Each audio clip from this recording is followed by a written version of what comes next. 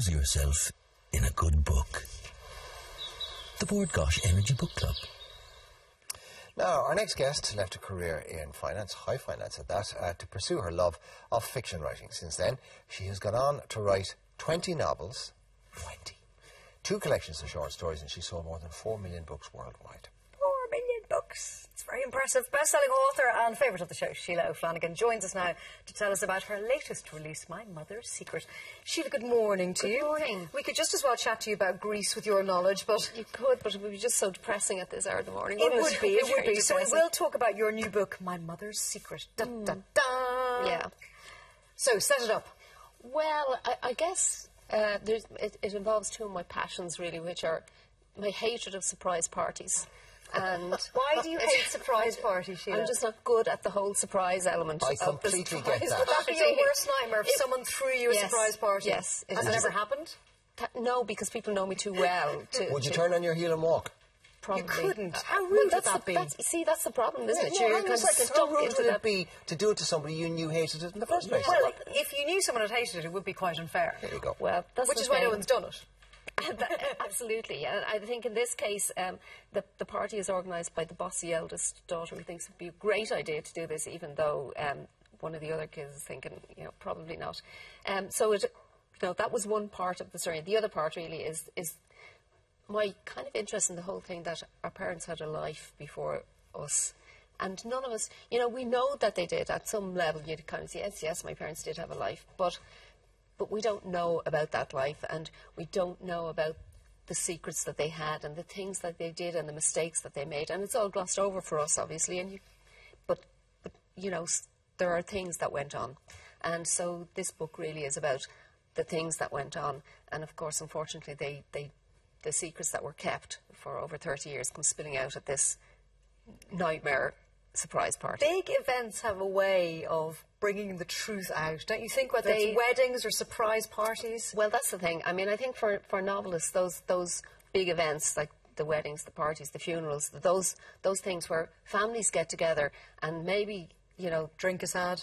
There's an element of that as well, and suddenly things that we would keep to ourselves start to emerge, and that's what happened here. But in this case, the mum, Jenny, has been keeping this for a long time, and people are saying things to her and celebrating with her, and she's just thinking, it's all a lie. It's all a lie, and I can't keep this secret anymore.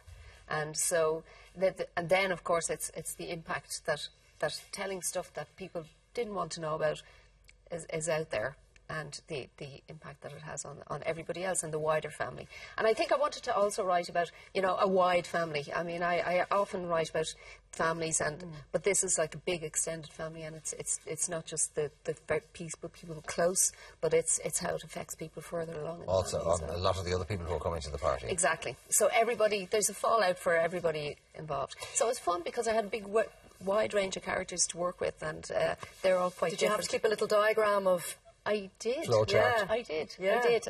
I have a little thing with, arrows going everywhere and everything. Uncle Jim, Jim's son. That sort of thing. Yeah. I had a family tree. I had to do the family tree, which I enjoy doing. I get a bit nerdy about it, and I get my coloured pencils out, and I was going, family tree.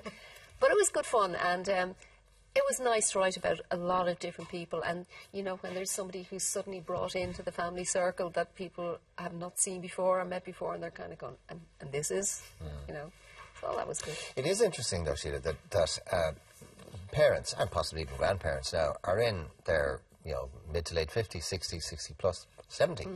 Those are children of the 60s and early 70s, which were heady days. There was a lot of anything went, a lot of experimentation went on. There's an awful lot of stuff that could have happened. Well, and people did more than just inhale.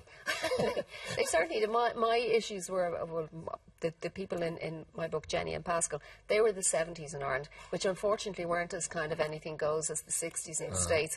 But it was kind of getting to that place. I mean, they were a bit more liberated now. They went on a holiday together before they were married. I mean, this was the whole, there's lots of things going on, and life was changing. I think Ireland was changing, and that was reflected in their relationship and how things went for them.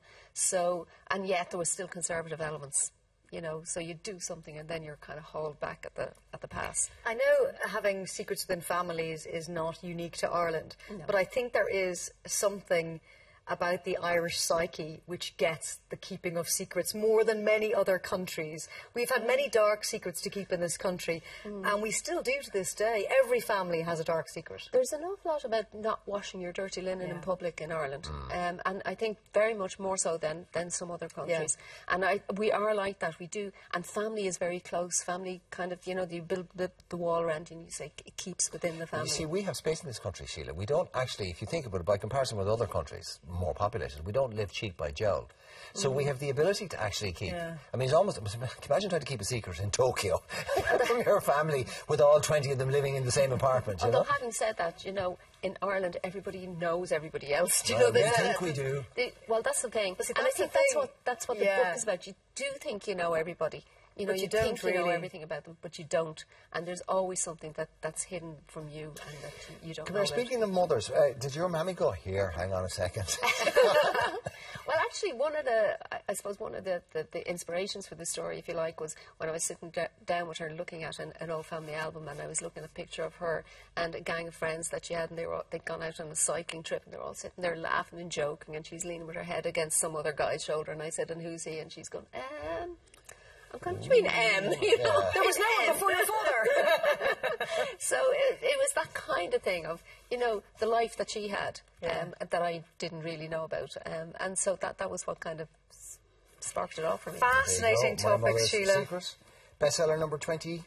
Yeah, well, I hope so. I hope people like it. I mean, for me, My Mother's Secret is one that I kind of a lot of love writing. Do you know what I mean? Well, that means it will only be all the better for it, Sheila. I hope so. Thank you so much, as always. Great to see you. Now, Thank you. congratulations to this month's Book Club Review winner, Katerina Farrell from Westmeath, who reviewed Not My Father's Son by Alan Cumming. You can read her review on our website, www.tv3.ie/IrelandAM. Now, beg your pardon. Still to come, we meet a woman who has cared for her husband with Parkinson's disease for over 40 years. Lose yourself in a good book. The Board Gosh Energy Book Club.